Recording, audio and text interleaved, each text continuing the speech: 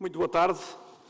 Meu querido amigo Jorge Marrão, Presidente do MEL, meu caro amigo Paulo Carmona, Vice-Presidente do MEL, permitam-me que cumprimente de forma muito calorosa e particular o ex-Primeiro-Ministro Pedro Passos Coelho, que muito nos honra com a sua presença.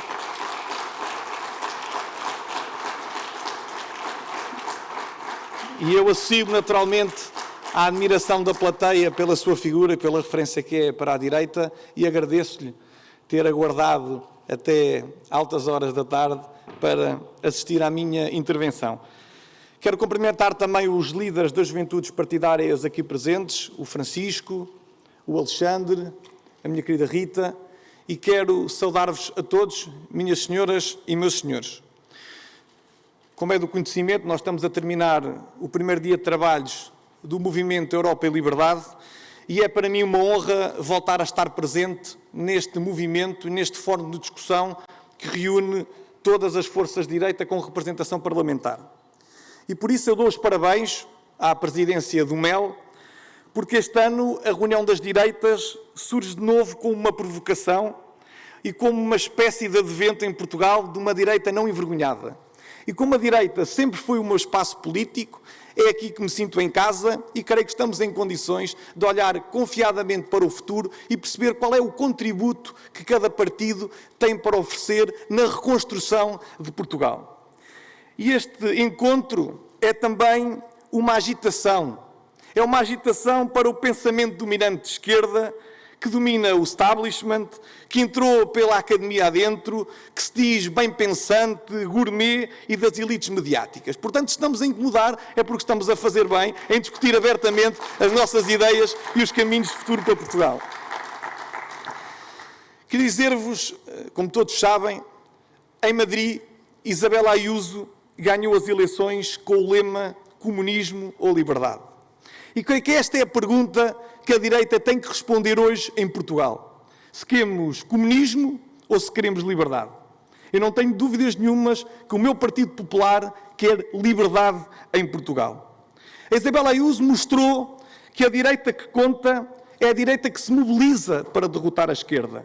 Sem timidez, sem pseudo-simpatias, sem pedir autorização à esquerda para dizer aquilo que pensa, sem ser a direita que a esquerda gosta, no fundo, ser a direita que a direita gosta, sem complexos para afirmar os seus valores. E mostrou também que essa mesma direita, confiante, que se apresenta livre e aberta ao combate à esquerda, porque identifica a esquerda como principal adversária das liberdades, é compreendida pelos cidadãos e é depois escolhida por eles como opção preferencial e maioritária. É por isso que, para combatermos a esquerda em Portugal, precisamos de uma direita forte. Nós não precisamos de uma obsessão pelo centro que desvirtua a direita e que é o centrismo, uma ideologia de fachada e que faz fretes ao Partido Socialista.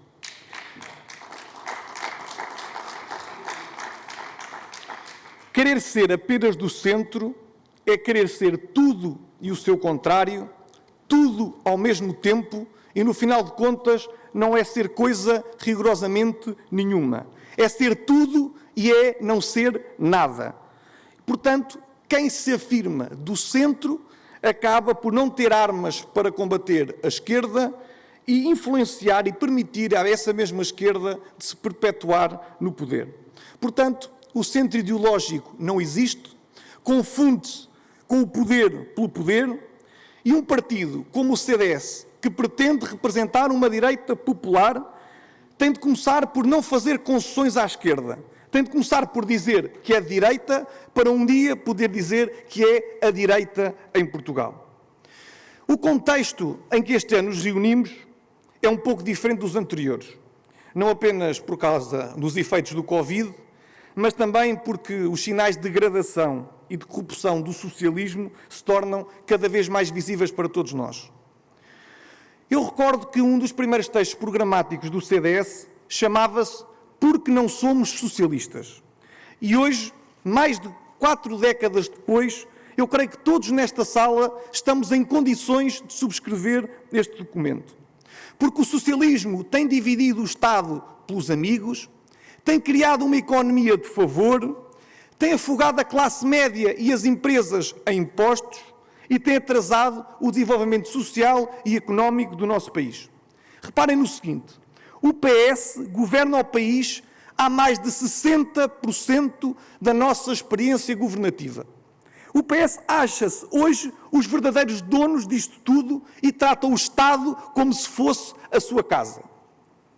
Portanto, creio que está mais do que na hora de virarmos a página do socialismo, de mudarmos e de dizermos que não queremos mais socialismo. Porque o socialismo coloca a ideologia à frente das pessoas. O socialismo prefere cuidar do aparelho do Estado do que de todos. O socialismo prefere ser dono de um sistema de saúde do que tratar os seus doentes com dignidade, de forma eficiente e mais humana, contratualizando uma resposta médica com o setor particular e social, como devia ter acontecido durante a pandemia, desde a primeira hora. O socialismo prefere as empresas públicas às empresas privadas. O socialismo fala mais de funcionários do que de empresas. Porque o socialismo fala mais na distribuição do que na criação de riqueza, na competitividade e no crescimento económico. Porque o socialismo foge sempre das reformas estruturais e corajosas que o país precisa, porque quer uma gestão das clientelas e da máquina do Estado e dos seus amigos sem quaisquer tipo de conflitos. Porque o socialismo cobra altos impostos em troca de maus serviços públicos. Porque o socialismo esmaga a classe média e as famílias em impostos e desincentiva ao trabalho. Trabalhar em Portugal hoje em dia não compensa pela tributação, porque sobe de escalão e porque, no fundo, o elevador social está definitivamente avariado. Porque esquecemos de uma premissa fundamental. É que o dinheiro público não cai do céu, não nasce das árvores. É dinheiro que é subtraído às famílias, aos seus rendimentos, às empresas, pago para o governo socialista distribuir, por uma economia de favor, pelas suas clientelas, pelos seus amigos, empobrecendo cada vez mais a sociedade civil e as empresas, que são o ventilador da nossa economia. Mas também dizer-vos que o socialismo dá guarida a todos os temas fraturantes de que se lembram todas as minorias e procura sempre convertê-los em ideologia oficial do Estado, a começar nas escolas, ensinados às nossas crianças, muitas vezes contra a vontade dos encarregados de educação. E porque, como todos vimos, o socialismo celebra revoluções comunistas nas praças e nas ruas do nosso país, regimes que sacrificaram sempre as liberdades individuais e as democracias, que sempre se fizeram valer por ditaduras. Um socialismo que quer destruir os nossos monumentos, quer reescrever a nossa história e quer cancelar a nossa cultura. Portanto, minhas amigas e meus amigos, não tenhamos ilusões. O grande desafio que temos pela frente é muito elementar. O socialismo compromete não apenas o nosso desenvolvimento coletivo, como também anula a nossa liberdade. E é de liberdade que temos que falar este ano, hoje, mais do que nunca, neste Congresso do Mel. A nossa liberdade está ameaçada quando se rasgam contratos de associação nas escolas que permitem às famílias escolher a escola em que os seus filhos estudam e essa escolha passa a ser imposta pelo Estado. E os resultados estão à vista neste ranking do ensino secundário, em que o fosso entre as escolas particulares e as públicas aumentou e a fatura ideológica da estatização da educação está agora a ser paga pelas famílias, sobretudo as que têm menos recursos, porque são essas que não têm liberdade de escolha e não podem oferecer aos seus filhos um projeto educativo de acordo com a sua vontade. A nossa liberdade está ameaçada quando Portugal se afundou como o país da Europa que menos combate a corrupção. E aqui sejamos claros. A rede de poder do PS é hoje a maior e a mais influente de sempre. Pelos laços que criou durante anos e anos de governação, pelos arranjos de circunstância que fez com a extrema-esquerda, mas também porque abateu a economia e os cidadãos nas garras do Estado. A maior parte da corrupção em Portugal é legal e ela está na promiscuidade entre a política e os negócios, está na burocracia e na dependência do Estado e da administração pública que o PS controla, no licenciamento, nos pedidos perante a máquina do Estado. Isto é um ciclo vicioso terrível.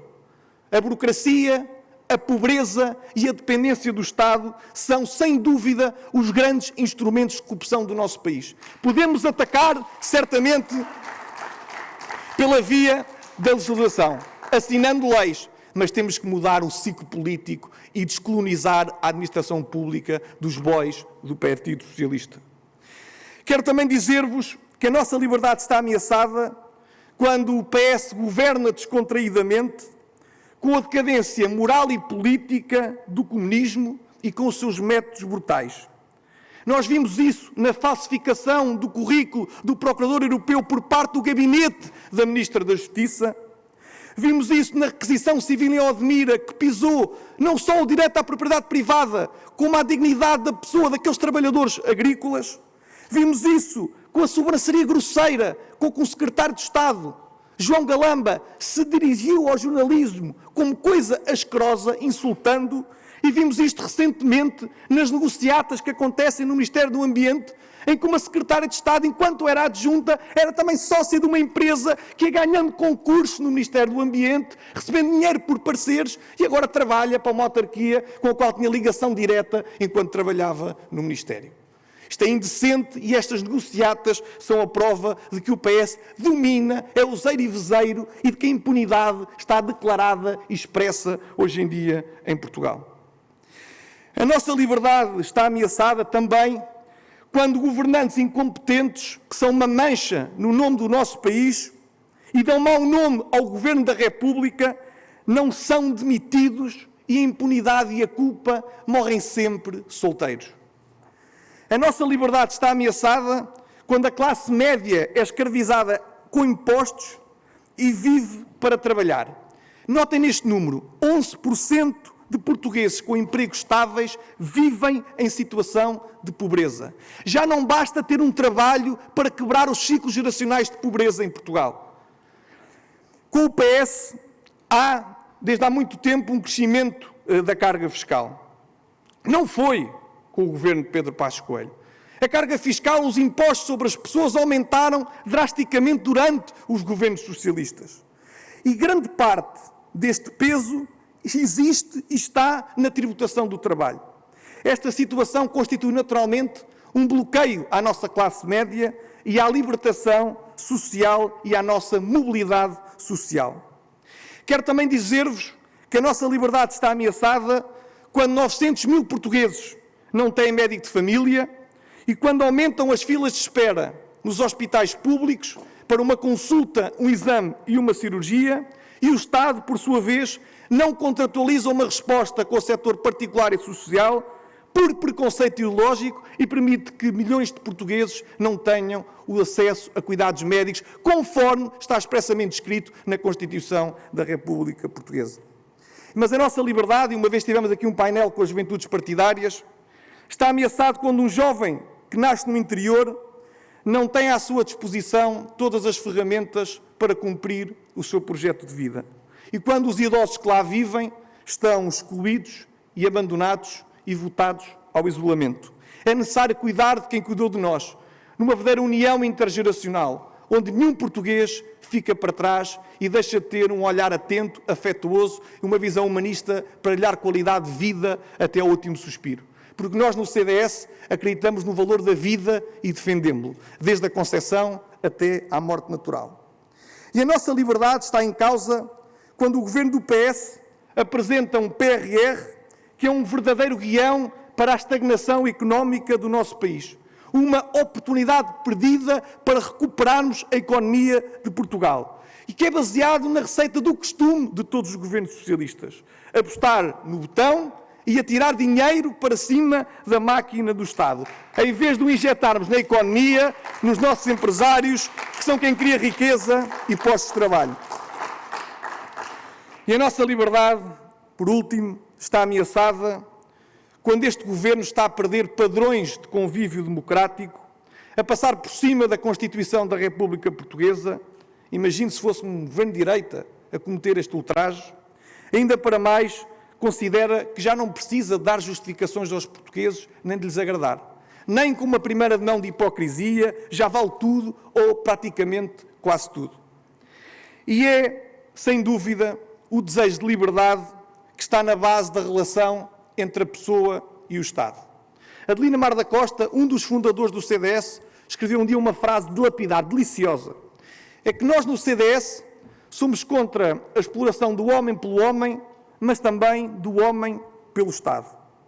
E é na liberdade económica que nós nos motivamos a empreender, a construir, a criar valor, a criar riqueza, porque só assim conseguimos combater a pobreza, que é outra das maiores limitações a todas as liberdades.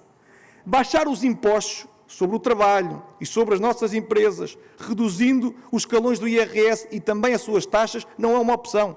Tem que ser uma obrigatoriedade de qualquer governação de direita para o nosso país. E não tenhamos dúvidas que no plano cultural e no espaço público, a coberto do politicamente correto, está também um tema essencialmente de liberdade, onde cada um não tema dizer aquilo que pensa e lutar por aquilo que acredita até às últimas consequências, vivendo num país de liberdades. Em bom rigor, eu queria dizer isto ao meu querido amigo Jorge.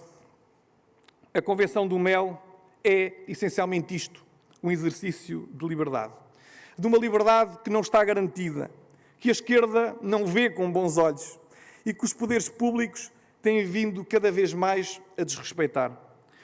Eu sou, como sabem, o líder político mais jovem da sociedade portuguesa. Eu nasci no pós-25 de Abril e posso dizer, antes de mais nada, que sou orgulhosamente um filho da liberdade. E é provavelmente por isso que prezo tanto a liberdade e não aceito que os governos de esquerda, suportados pela extrema-esquerda, me queiram roubar. A geração que nasceu na década de 80 e que agora tem mais de 30 anos e que está no ativo, nasceu e cresceu entre ciclos económicos de prosperidade, tempos onde a corrupção foi uma realidade inegável, e ciclos de muita contenção, onde não faltou uma política de austeridade, uma política de aperto de cinto, constantemente a seguir a governações socialistas que colocaram o país na bancarrota. A esquerda e os seus desvarios conseguem falir o país e depois vem a direita procurar endireitar Portugal.